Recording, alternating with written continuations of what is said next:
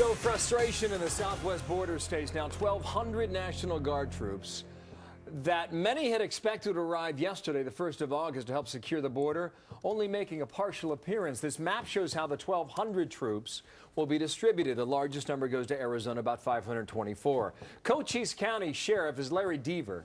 He's live today in Tucson. His county is up against 80 miles of border with Mexico in the southeastern part of the state. And Sheriff, thank you for your time today, and good morning to you. Is the federal government giving you the help you need?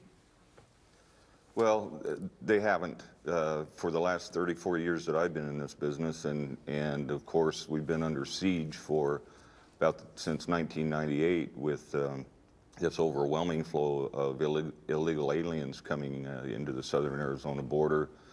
You know, every day that they delay in getting necessary resources here is another day of unprecedented danger for the people of Cochise County and all of southern Arizona, as well as added peril for the people in the entire United States. Well, even if you get the 524, Sheriff, many argue that it's too weak to even make a dent. What's your view on that? Well, 1,200 troops totally along the border was about 20% of what really is required at this point in time.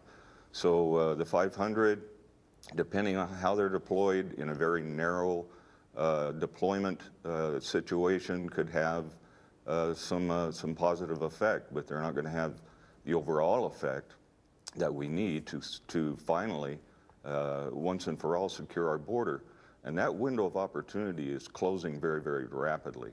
Tell me why. With growing, well, the dirty little secret is that there's a growing, exploding population in Mexico, as well as all of Latin America. And people migrate to eat. And if we don't get a hold of this thing now and set up a situation where people have to enter legally, we're never going to get it. Take us and our viewers inside of your county. What are you up against every day with this? Well, we have a highly sophisticated, highly organized smuggling operation along our southern border that many, many years ago didn't exist to that degree. They're very competitive, they're very dangerous, they're very angry, and people that live along the border suffer the consequence of that daily. Drug smugglers coming north and human smugglers coming north, and then when they travel back south is when they commit burglaries, where they steal cash, guns, jewelry, where we have home invasions where people are tied up in their homes, their cars stolen, all their goods carted off in their own car. My good friend Rob Krentz was murdered on his ranch back in March. Those are the kind of perils that we face day in and day out. We are told by others in Phoenix that the crime rate is actually dropping. But based on your description there, it doesn't sound like that's the case where you are. And as you describe what's happening down there, do you have any control on this? Or would you describe it simply as out of control, Sheriff? Well, there are places where the control is pretty adequate. There are a lot of places that are just a beehive and hard to get your arms wrapped around.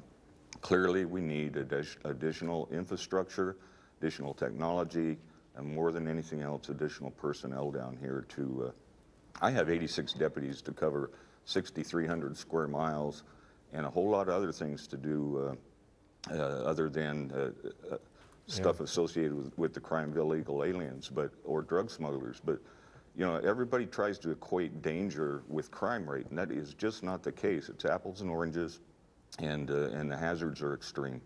Sheriff, thank you for coming on today, and good luck. It's the 2nd of August, so we're a day into the new deployment, a deployment that some have said they expected full force yesterday, and now it's just a target date. So over the coming month, you'll get more, but clearly, as you described there, it won't be enough. Sheriff, thank you. We'll check in again with you live out of Tucson. BorderSheriffs.com. We'll check that out. Thank you, sir.